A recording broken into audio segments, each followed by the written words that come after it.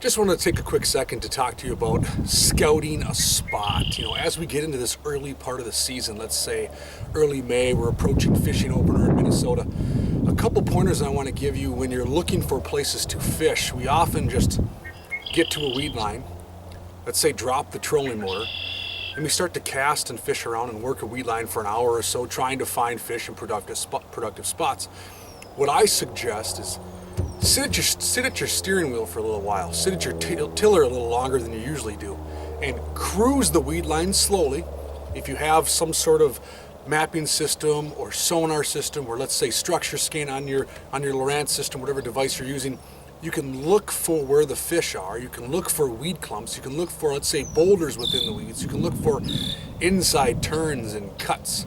So you can cruise slowly along that weed line, mark some spots on your GPS on where you'd like to come back and fish, and maybe you can cut down some of the guesswork when you go to break down these weed lines. So a lot of times we're just kind of weed line driven. A lot of fish are there, so you're doing the right thing, but spend a little time behind your steering wheel or back of your tiller before you just get up front, drop the trolling motor, and beat up an entire 500-yard stretch of shoreline. So look for what looks good, and then maybe hit those spots a little more consistently instead of fishing what we could consider dead water. So cruise down, mark some spots, do a little bit of homework before you start to grab a rod. I know it's tough, and I bet you catch a lot more fish. So for me, I'm gonna get out there, find a spot that looks good, cruise it maybe once to look for something that's out of the ordinary that might draw more fish, and then I can focus my efforts on where I want to target fish more often than just covering a lot of dead space. So give that a shot the next time you hit the water and see if it works for you.